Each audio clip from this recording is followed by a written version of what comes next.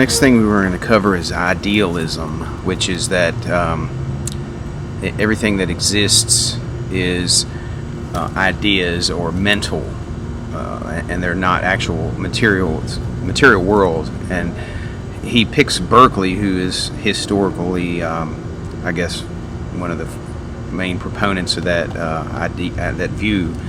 That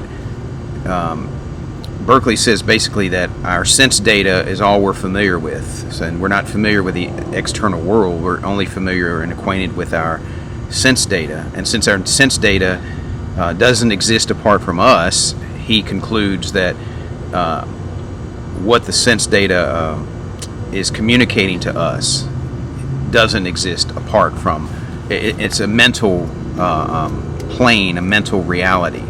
And whether it's the mind of God or our own minds, collection of minds. And Russell points out that we should not automatically recoil back from this idea because of naive realism, as we discussed before.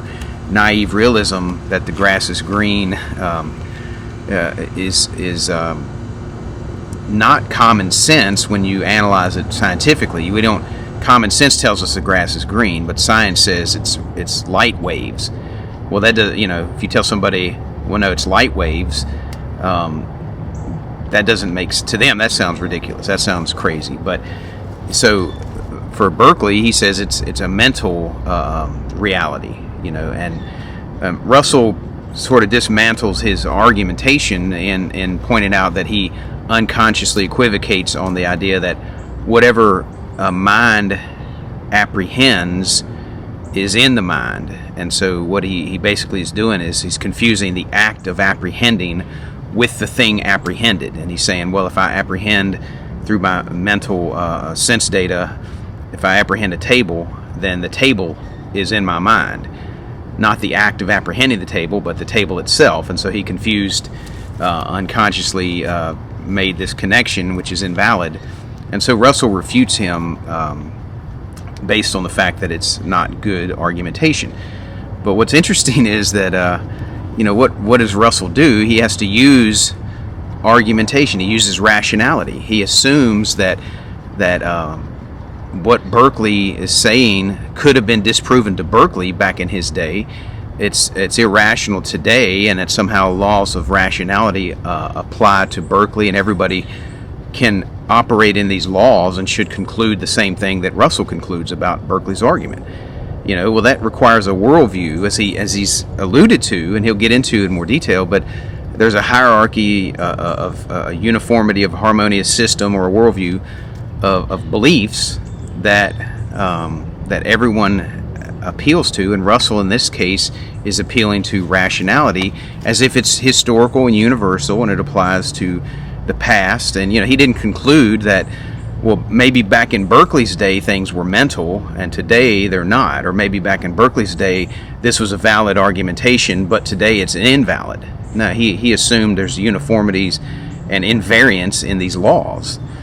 Well, that requires a worldview to make that assertion, and we're going to see that again, as we've already stated. We're going to see Russell is showing us through this argumentation that it's necessary to use rational argumentation. It's necessary to assume that it applies universally and historically, but Russell has no explanation for it. He just assumes it in order to operate, and we'll get into more detail on that. But for us as Christians, this fits into the Christian worldview. The Christian worldview makes sense of this. It makes sense of how there could be realities that exist, and that we do apprehend these things with our minds, and we have sense data, and ultimately God's mind is in back of reality, and to think correctly is to think God's thoughts about things. Whatever God thinks about things is true, is real, and that's what scientists are reaching for. But when you reject or try to reject God, you ultimately need to appeal to some elements of the Christian worldview in order to reason at all. That you have to assume uniformities. You have to assume our sense data is rational or trustworthy, and you assume all these hosts of things that apply in order to analyze anything to start with. So Russell is doing that, but he doesn't want to attribute it to the Christian God. He just wants to act like it's there, we can use it, and I don't have to account for it just yet. And so I just want to point that out, that the Christian worldview is inescapable. The God of Christianity is the God of reality. So